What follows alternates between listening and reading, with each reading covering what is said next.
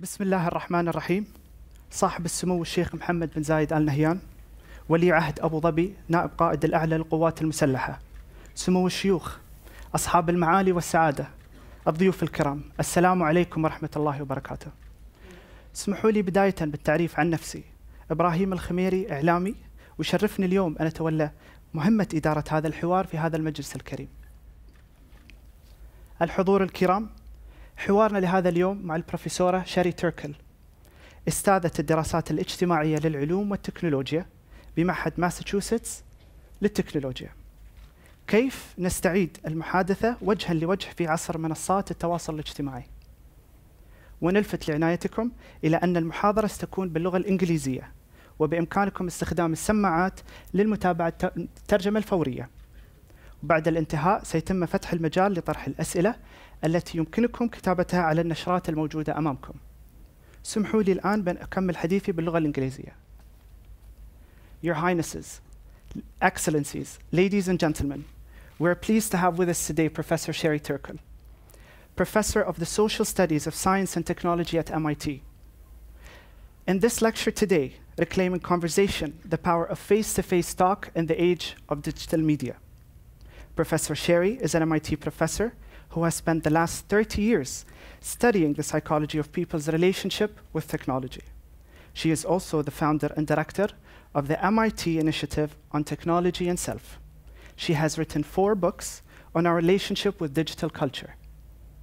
This includes the latest New York Times bestseller, Reclaiming Conversation, The Power of Talk in the Age of Digital Media, which we will be delving in shortly. Please join me in welcoming Professor Sheri Turkle.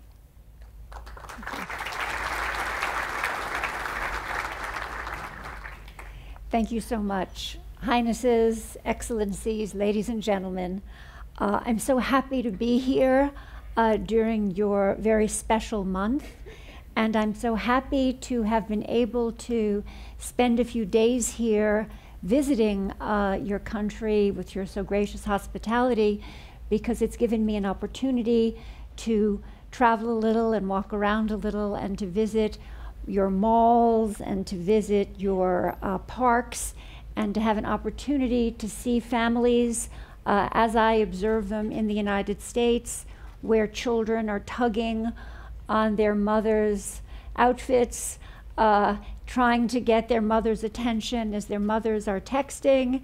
And I've had the opportunity to watch families breaking the fast in the evening around a table at dinner, where couples are texting and not talking to each other, and families are again all texting and not looking up at each other. And I felt just like at home, and I thought, I am going to give a lecture that will be, if nothing else, pertinent to these people. So I'm very comfortable bringing my message to you and feeling that it is bringing a message that is right for the times in which you live, that you too are facing a culture where the seductive pull of digital technology is taking you away from face-to-face conversation, which essentially is what I've been studying as this technology has developed. And I'm here to talk to you about what its potential costs are in business, at home, in families, in education, and what we should do to start thinking about those costs, because I think those costs are real. So that's my topic today. Now, how did I get into this?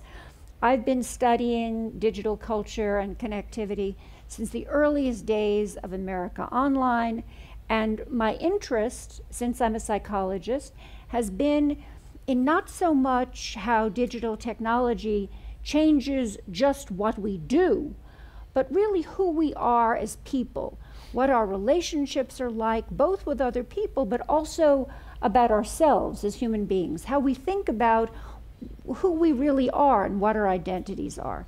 And in doing this, I found 2 things. First of all, that we've really developed a new kind of psychology in being always connected. And it's a psychology that I call, I share, therefore I am. I share, therefore I am. And it means that things used to be that people had a thought and they said, I have a thought, I have a feeling, I want to make a call. In other words, people had an emotion and they wanted to share it. That was how it used to be. And now it's gone to, I want to have a feeling, I need to send a text, which is different. It goes from, I have a feeling, I want to make a call, from I want to have a feeling, I need to send a text. In other words, a generation has grown up that almost feels that it doesn't have the thought or the feeling or the emotion unless it's in the process of sharing it. And particularly for young people, that leaves them very vulnerable because they almost can't be alone without the phone and feel the full sense of who they are and what their feelings are. So that was the first thing. The second psychological, big psychological point, big psychological change with constant connectivity is a feeling that I called being alone together. And I wrote a book that I called Alone Together because this was so important. And alone together means that it's a new psychology where you are alone, but you're connected with everyone. And if you begin to feel guilty, if you feel isolated when you're alone, and people do start to feel isolated when they're alone because they have so many connections. And again, among adolescents, this is associated with a new kind of depression. Because when adolescents who are essentially alone begin to feel isolated because they are physically isolated, they almost feel as though they don't have the right to these feelings because they're connected to everybody. They have hundreds and hundreds of friends on tap. And so this is something that we're learning more and more about as a new kind of depression in adolescence. I call it, again, a new kind of digital vulnerability that we really have to watch out for in adolescence that's part of the vulnerabilities of new digital culture. Another vulnerability I called FOMA, fear of missing out. Fear of missing out. Fear of missing out is that if you're online, you are presenting a curated self. So when I go online today, I surely will when I get back to my beautiful hotel, and I present what my day was like, I'm not going to present the difficulties I had in the gym doing my weights or my dehydration moment when I could, was rushing to get to water. No, I'll present this, quite frankly, my super glamorous moment. In other words, I will present a curated Sheri Turkle, and everybody else is doing the same thing. They don't present doing your dry cleaning, you present the kind of highlight, I have a better curated self today than most people, but people are presenting the curated self of their everyday life, and everybody is doing this. So everybody is looking out to see the curated self of everybody and feeling that everybody is living a better life than they are because they're only seeing other people as everybody presents their best self. And again, for grown-ups, we're kind of on to each other. For adolescents, this is a very, very vulnerable time of life when this can get kind of dangerous. People are continually comparing themselves to others, and people get depressed, trying to look perfect online. Sometimes in my research, I found that people don't only feel depressed vis-a-vis what others seem to be, they even feel envious of themselves. They even feel kind of alienated from the perfect self that they've presented and say, well, who is that Sheri Turkle? I kind of like to be her. Who is she? They feel a sense of alienation from the very self that they've put online. We preach authenticity, but we practice self-curation, and that's kind of a problem. So there are so many vulnerabilities. Those were the basic ones, but in recent years, new vulnerabilities have been added to these that you read about every day in the newspaper and that have become very topical. And these are the new vulnerabilities that have come with the maturation of social media companies. So, for example, social media companies see what we're buying, see how we're feeling, and they sell to us at the moments when we are most vulnerable. That's the basic thing. It's like your selfhood is up for sale. We now find that if social media companies know that we're depressed, and it's very easy to tell if we're depressed because people actually type, "I'm depressed," or they have other markers of being depressed. Social media companies will, for example, make sure that advertisers sell over-the-counter medications for depression, or have not over-the-counter medications, but actually psychopharmacological medication sold to you at those moments when you might be depressed. Or makeup, another thing that a lot of people buy when they're depressed. So you're marketed to at the moments when you know that you're depressed. So, Professor, we've become a focus group for these companies. We become, ourselves become continually a focus group for marketing. And in some ways you say, well, I mean, I've had so many conversations about this, and people say, well, that's marketing, that's capitalism, kind of no harm, you're signing up for that. It knows you want shoes, it gives you the shoes it knows you want. But there is a kind of dark side. For example, Facebook ran an experiment where it showed people it showed some people that their friends had voted, and those people tended to vote. If it didn't show you that your friends had voted, you were less likely to vote. Peer pressure. Peer pressure. Turns out that if you're told that your friends had voted, you're more likely to vote. Now, that's great, but then the question arises, what kind of control is it now appropriate to have over a company like Facebook that can essentially manipulate an election? We have to be pretty sure that Facebook either tells everybody that their friends have voted or distributes that knowledge in a way that's fair. Right now, Facebook is just out there as a company that's not regulated at all by any kind of political regulation. So the enormous power for behavioral change, I mean, that is a very powerful thing, to be able to tell, to get people to vote by telling them that their friends have voted or not, is something that, really the polity as a whole has to be thinking about. So a lot of questions like that come up that need to be discussed. So, and I hope we talk about that more in the question period. At the end of this Alone Together project, which I worked on for 15 years, from the birth of social media until the maturation of Facebook, I realized that there was a question that I hadn't studied in all of these questions that I've just laid out. And the issue was this, that in my data, a phrase had come up over and over and over again. And that phrase was, and I really hadn't sort of looked at in depth, and that phrase was, I would rather text than talk. I would rather text than talk. And it came up in a variety of ways. It really wasn't always about texting. When people used that phrase, I would rather text than talk, what they were really trying to express is that they wanted to feel less vulnerable in their communications. They wanted to somehow stay behind their screen and feel less vulnerable in their communications.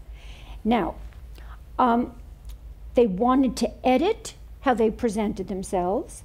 So they were talking about texting, but they were also talking about emailing a colleague at work rather than tapping them on the shoulder and going into their cubicle and saying something to them face to face.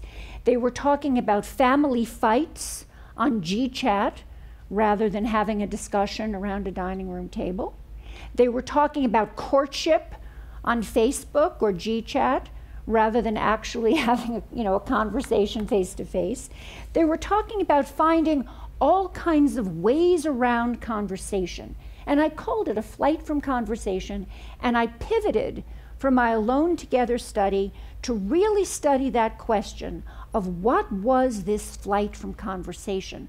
What were people fleeing from, and what did they think they would get in business, in personal life, in education, in intimate life, family life, in this flight from conversation? Professor Sheri, I just have a question. Sure. In regards to vulnerability to these utilities that we use in the 21st century, how can we encompass that to our usage, to our day-to-day, instead of having a normal conversation on GChat or on Google? Where can we have, how can we take that offline with us? Well, my argument is that we have to, when we start to have a family conversation on GChat, instead of saying, oh, this is so relaxing, I'm not needing to face my mother, this is so relaxing, I'm able to kind of get out my feelings and vent without really needing to deal with her. You have to say, I'm not seeing the look in her eye as I'm talking to her. This isn't a relationship. The highest value here is not venting. The highest value here is having a relationship with my mother. I better call her and make time to have a coffee. So what I'm arguing basically is that what feels good to us increasingly is hiding behind our screens because it feels more relaxing. I mean, you know, I'm being told that by the hundreds and hundreds of people I interview about this, but that something is always lost in business, in family life, and so we have to get ourselves into the habit of saying, okay, I know why I'm doing this, but what am I losing in the relationship? And the way I think about it now is that we're turning relationships into transactions. And when you turn a relationship into a transaction, you gain the feeling of relaxation that comes from a transaction, but you lose much of the value that you get from a relationship. And we have to remember the value, you know, where we really want to keep those relationships. So I'm pitching the importance of face-to-face relationships. So because I'm trained as I'm trained first as a developmental psychologist, and I know the work that face-to-face conversation does. It's where intimacy grows, it's where empathy develops. At work, conversation is where you develop productivity, work engagement, clarity, and collaboration. Study after study in the workplace shows that conversation is good for the bottom line. So I turned my attention to studying conversation, and I've been studying it now for 7 years, and of course we still talk, but people find ways around a certain kind of conversation that I want to draw your attention to. It's not as though I'm arguing a silent world. And the kind of conversation that we're losing is the kind that is open-ended, where we make ourselves vulnerable. So I studied companies where in meetings, people greet each other warmly, have, you know, bite to eat. They take their sweets or their muffin or their coffee and they sit down.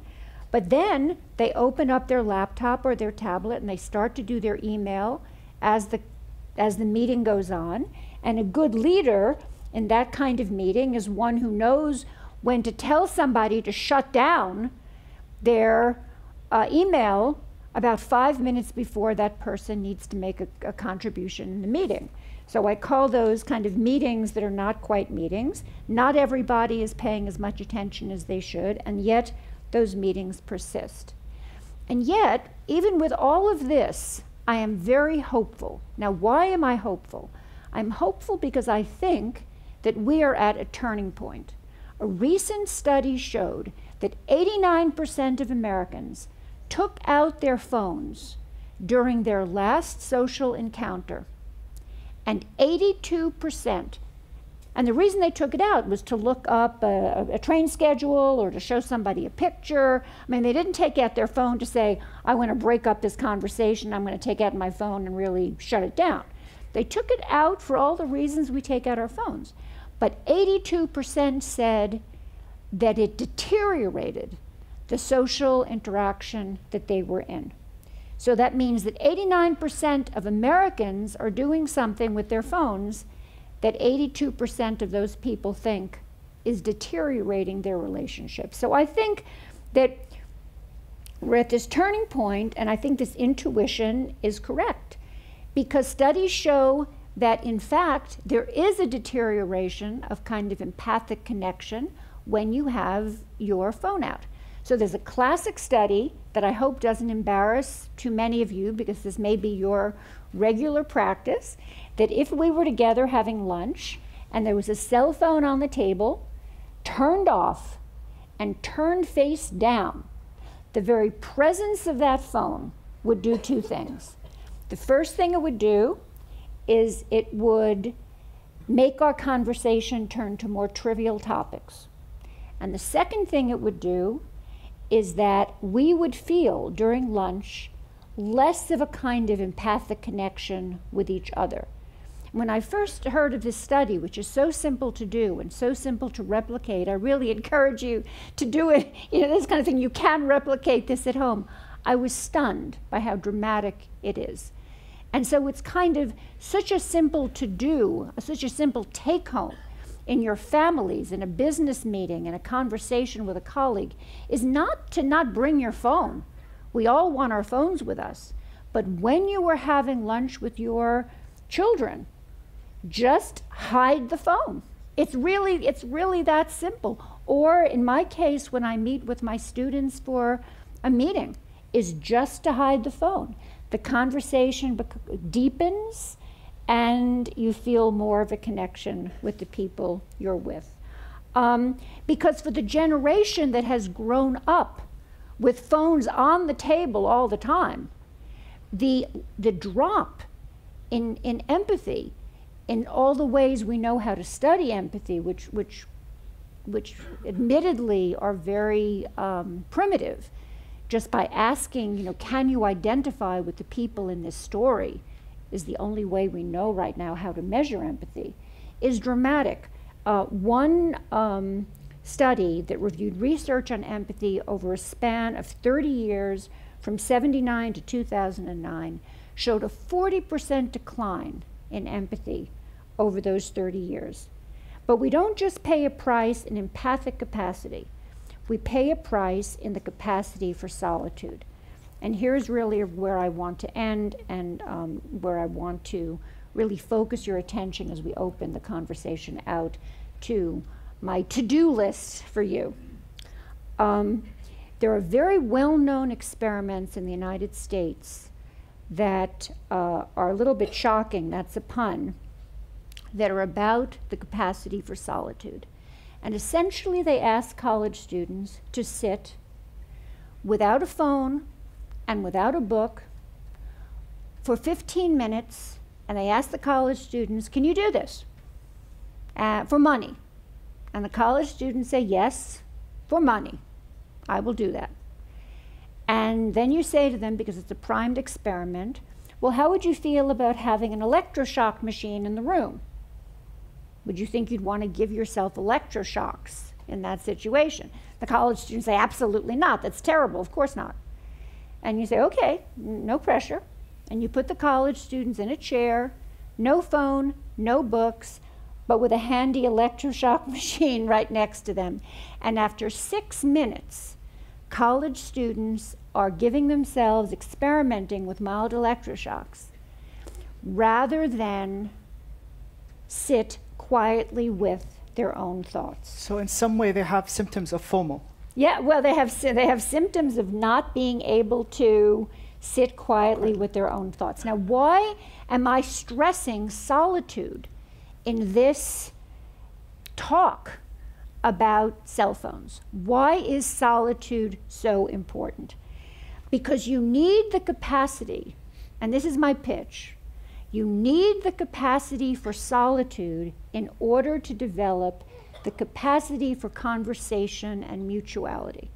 Solitude is the ground for real attachments to other people, because if you can't be with yourself, you can't turn to another person and really hear who they are, because you're so busy projecting on them who you need them to be in order to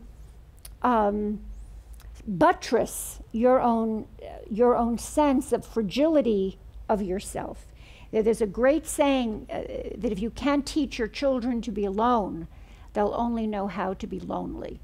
If you can't teach your children to be alone, they'll only know how to be lonely. And I think it's very, very wise.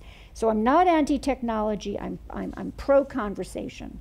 I'm pro-conversation. And I relate to all kinds of stories I hear in business where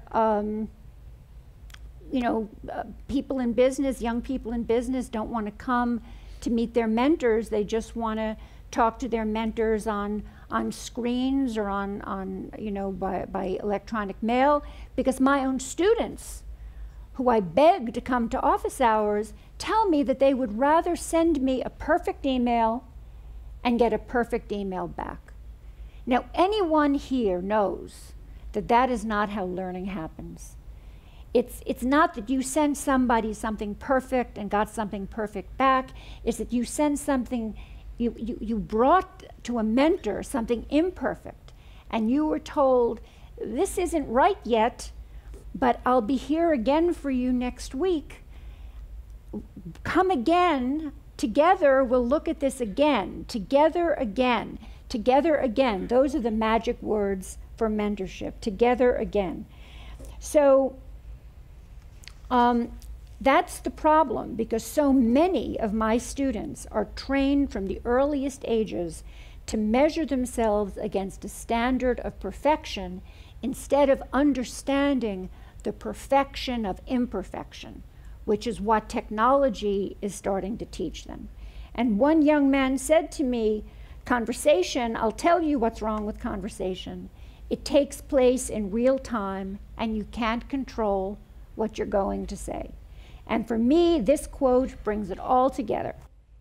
The fear of real time, the fear of imperfection, the pull of the edited life, the relief that comes that if you just could stay behind your screen, it would all be fine.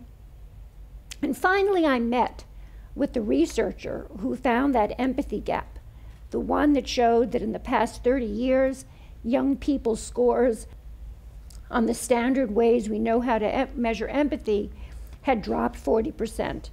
And when I met with her, and this is so striking, she said to me that she'd been very depressed by her findings, as you would be too, and that what she had done is that she had turned her attention to writing empathy apps for the iPhone.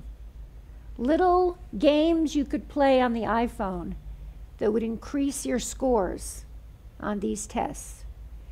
And my argument here is that we are the empathy app. People are the empathy app. So what I am pitching here is that for the failing connections of our digital world, conversation is the talking cure. So what are the first steps? Because I promised some first steps very quickly. First, be media literate. Only now are some of the social media practices that I discussed before becoming widely known.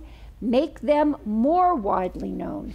This is what media literacy is about today. That we use our data to manipulate us into buying things, that companies make our phones more addicting than they need to be, the proliferation of fake news. All of this should be taught in our schools. That's what computer literacy is about. Create sacred spaces in your homes, in your schools, in your places of worship, the kitchen, the bedroom, the car, religious institutions, the classrooms, device-free places that are for conversations. And you can be a model.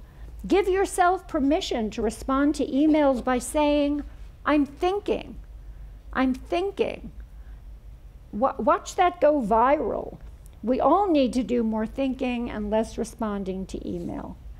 And finally, obey what one of the students I interviewed, and all those hundreds of students, there was one I interviewed who talked about the 7-minute rule.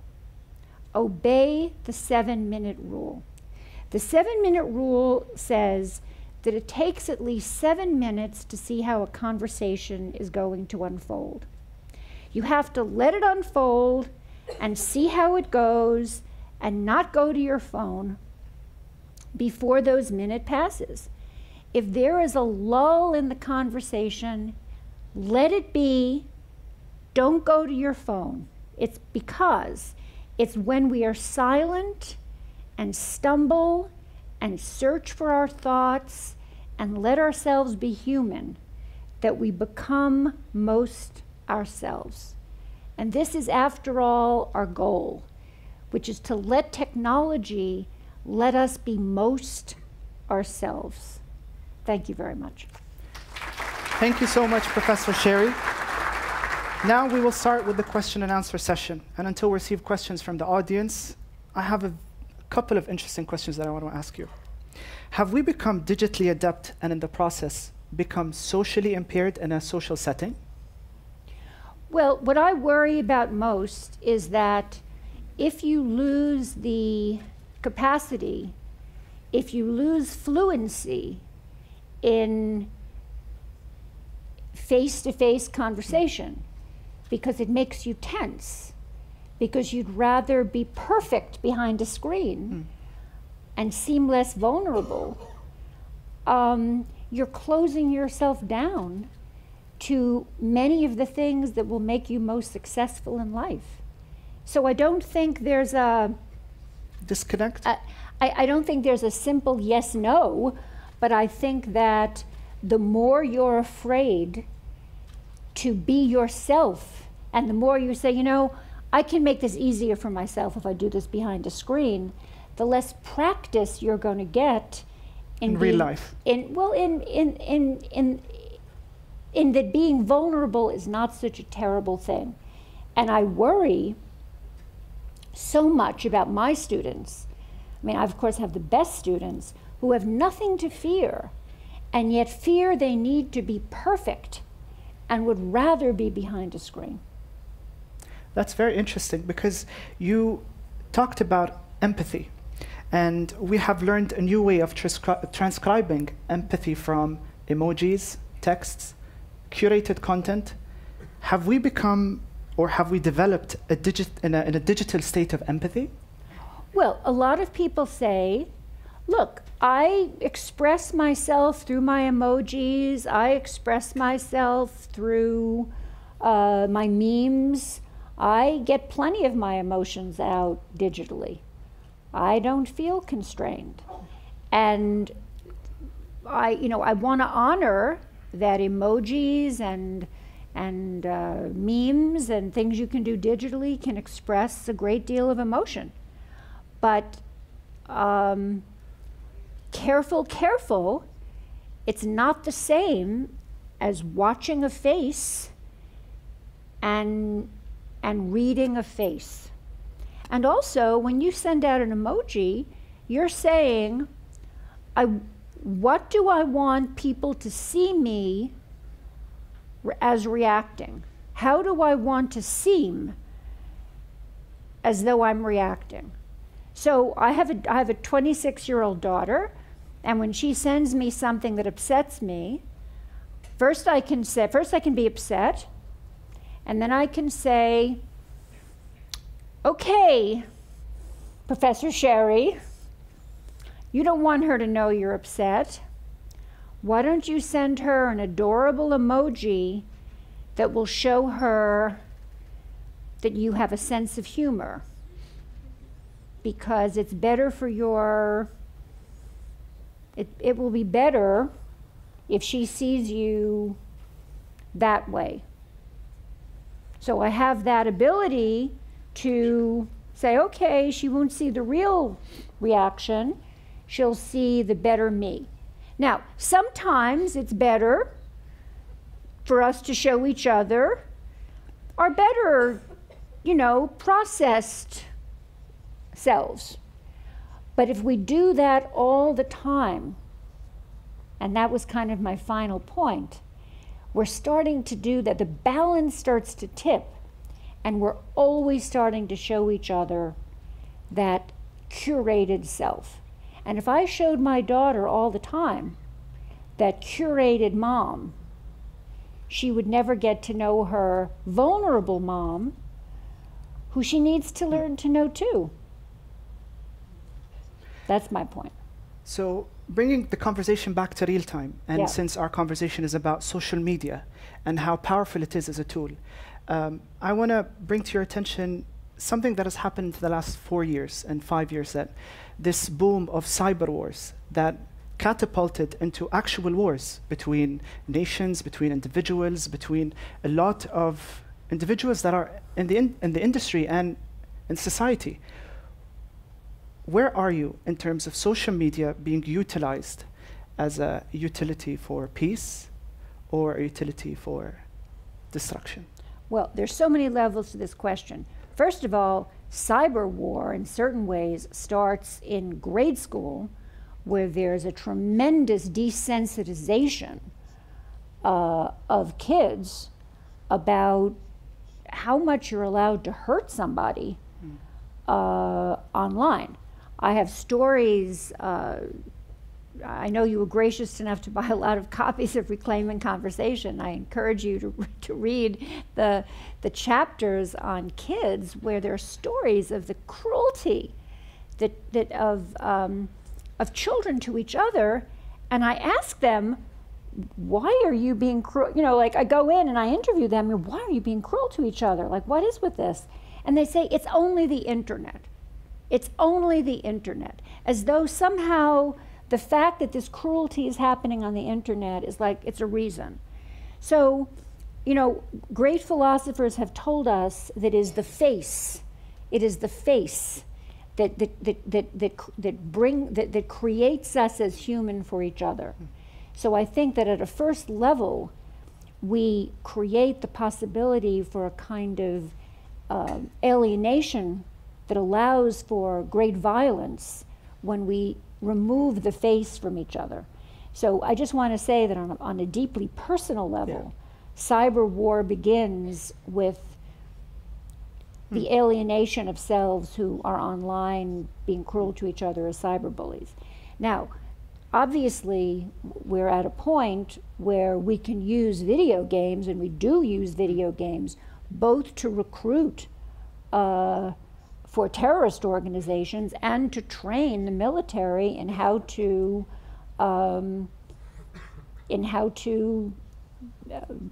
be at war, both cyber war and other kinds of war. So we are at that place.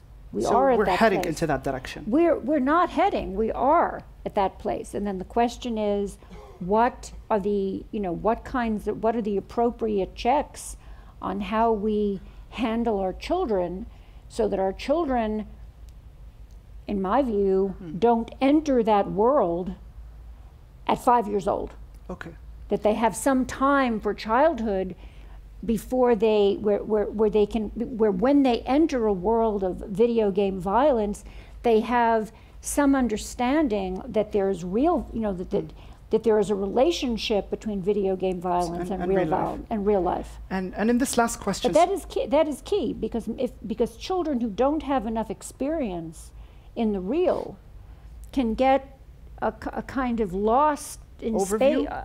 Well, they can lose touch with the fact that video game violence does relate back suspension of disbelief to the actual harm of real people, and I think that's a great concern of just kind of putting people in virtual worlds and saying go. I mean, I think of this because last summer was a summer when Pokemon Go. I don't know if all you know this game, Pokemon Go, where it was a kind of game where you searched after virtual creatures, but the virtual creatures showed up on your real lawn. I don't know if you had it here, but we had it in Provincetown, Massachusetts, and my lawn was a Pokemon Go gymnasium. So which meant that Pokemon Go creatures played, that's where the best ones, it was the biggest game of 2016. Right, but they all tended, through no fault of mine, to congregate on my lawn, which meant that every kid in town came to my lawn and was like hitting things and stuff. Well, the point is that when I would say to these children who were destroying my hydrangea bushes, stop. Find Pokemons. Right, they were saying, but I'm just hitting the Pokemons. Yeah, and in that regard, what are the tips, and this is a question from the audience, what are the tips to raise our kids without getting into that trap of social media? In a short answer, please. What are the tips? What are the tips to raise our kids without getting into that trap of social media abyss? Well, I think that the thing you want to say to kids is not, I feel very strongly that everything about time online should not be in terms of time or hours. It should be in terms of spaces and places. So not in the kitchen, not in the dining room, never around meal preparation, never when you're having a meal together or family time, never in the car. In other words, never at times when there's a kind of social life of the family, never in bed, never in the bedroom is very important. So, and I do think that the car is kind of ground zero for family life and child life in the digital age.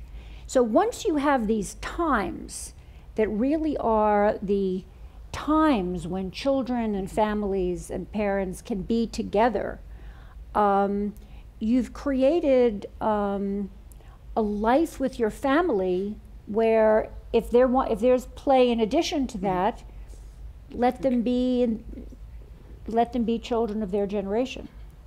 Thank you, Professor Sheri. My pleasure. أستأذنك سيدي في اختتام هذه الجلسة. Lastly, I'd like to thank His Highness for hosting these enlightening sessions, and I'd also like to thank Professor Sheri for her time and presentation, and the audience for their kind attention. To conclude this insightful conversation and lecture, as you said, Professor Sheri, we are not anti-technology, we are pro-conversation. Wassalamu alaikum wa rahmatullahi wa barakatuh.